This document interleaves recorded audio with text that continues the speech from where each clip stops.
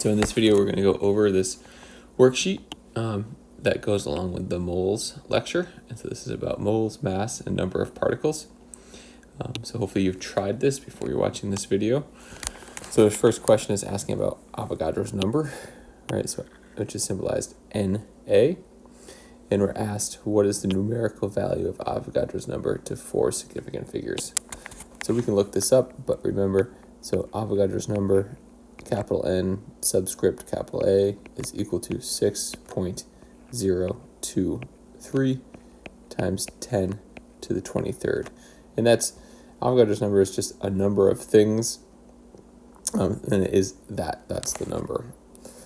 If you're unfamiliar with this, another way of writing this times 10 to the 23rd, you could write 6.023 capital E 23.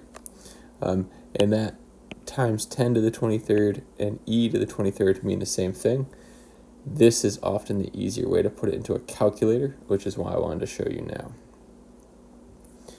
So our second question, consider a sample of aluminum and answer the following questions. What is the mass of 1.0 moles of aluminum? So how do we answer this question? What is the mass of 1.0 moles? The way we have to get from this to this question is we have to go to the periodic table. So we're going to have to look this up on a periodic table. So I'll switch over for a second and say, here's our periodic table. We then need to find aluminum, which is here. And what we're looking for is the molar mass, which is the mass number here. So in this case, we see 26.98. And that 26.98 is 26.98. That is the mass of 1 mole. So all of those masses on the periodic table, that is the mass in grams of 1 mole of that element. So our part C, how many atoms are present in half a mole? So in this problem, we're dealing with how many atoms in 0.5 mole. So we need a relationship between the number of atoms and the number of moles, and that relationship, and I'm just realizing I put this in the wrong spot, so we're going to put this up. And we'll start with part B first, sorry about that. So how many aluminum atoms are present in 1 mole? So how many aluminum atoms are present in 1 mole? And remember, anytime you're thinking about the number of things in 1 mole, that answer is always 6.023 times 10 to the 23rd atoms per mole. Right, so that is just Avogadro's number. That is the number of things per mole. So now in part C, how many atoms are present in half a mole? Well, for every 1 mole, we have this number of stuff. So if we only have half a mole, we're going to have half this number. Now the way we would set this up using our dimensional analysis is we're going to start with the number that we're given. I'm going to say we have 0.50 moles of aluminum, and I'm going to set up a dimensional analysis. All right, we want moles to go away, so I'm going to put moles on the bottom, atoms up top, and we're going to be left with atoms at the end. Moles will cross out. And then on our dimensional analysis, what we're going to use is our Avogadro's number here. So this is what's going to go in our fraction. So how many atoms? 6.023. I'm just going to do E23. And then per 1 mole. And then we can get our answer. So what does that end up being? I can do a quick calculation. 0.5 times 6.023 second E23. This is where that E on the calculator helps out. And I'm going to get 3.012 times 10 to the 23rd. I'll move this over so I can write it. 3.012. Move my atoms over. times 10 to the 23rd. And this would be the number of atoms in that half a mole. In part D, we are asked how many moles are present in 10 grams of aluminum. So in this case, we want to know how many moles, and we're given grams. So we're going to start with the mass that's given. So we have 10.0 grams. And this is grams of aluminum. And we need a factor that's going to convert this into moles of aluminum. All right, so we're going to set it up. We want our grams to go away, and we want to be left with moles. So what we're looking for is a conversion factor between mass and moles. And where do we see that? That's what we took in part A, our molar mass. We can see we're just going to have to flip it. So the grams is going to be 26.98 per 1 mole. And again, we can take out our calculator, pull this out. I'm going to do 10 divided by 26.98. And this ends up being 0.371 to 3 sig figs, 0.371 moles of aluminum. And that would be our answer. Now in part E, how many atoms are present in 10 grams? And notice here we're starting with atoms and we want to go to grams.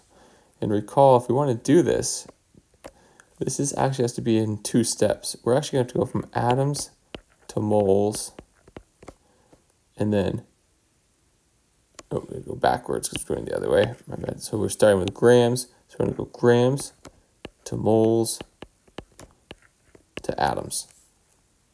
All right, so we're going to have to do this in a couple different steps. So the first step is going to start off exactly the same as we did here. So we already found out how many moles of aluminum are present in 10 grams. So now we just have to convert this moles of aluminum into atoms. So we can start there and say 0.371 moles of aluminum.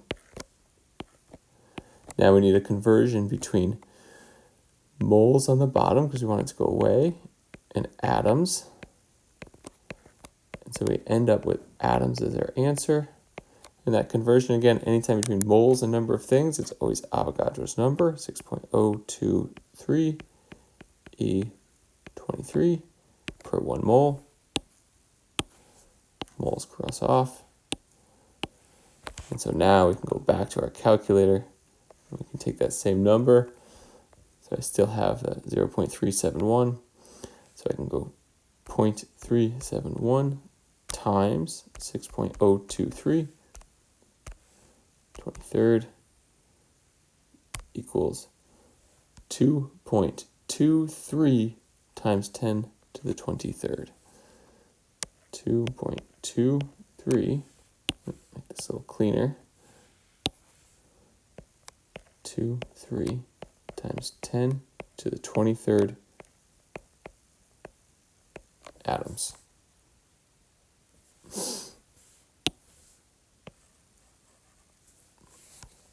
Okay. Next problem. We're dealing with cobalt, and we're told cobalt metal is added to steel to improve resistance. Calculate the number of moles and mass of a sample containing 5.0 times 10 to the 20th atoms. So in this case, we're given number of atoms, and we're going to have to go to moles, and then we're going to have to go to mass. So we'll start off with that 5.00 times 10 to the 20th atoms. And so first we're going to go to moles. So atoms to moles. Now we want moles on top. So there's 1 mole per 6.023 times 10 to the 23rd atoms. And that's going to give us our number of atoms. Let's go ahead and put that in the calculator. So we have I'll show you how to write this out this time. 5.00 times 10 to the 20th, close parentheses. Notice you don't use that E. We need to put parentheses in there. Oops, we want to down. Oops. Let's try that again. 5.00 E 20th divided by 6.023 second E 23rd. And notice we got a very small number. So I'm going to put this into scientific notation. 8.30 times 10 to the -4th atoms. Now, that's the first step. Now we're going to go to mass. So we're going to start with that same number, 8.30 times 10 to the -4th atoms. And anytime we're going to go from, I'm sorry about this, atoms. These are moles, right? Going too fast. Moles. Because notice, atoms cross out, we're left with moles. Now we want to go from moles to grams. So we do moles. So the conversion between moles and grams, this comes from the periodic table. We have to look up that molar mass of cobalt. So we can go back, find cobalt. Here's cobalt. And we can see it's 58.93. So that's the number we're going to use. So 58.93 per 1 mole. And so again, we'll pull up our calculator. And we have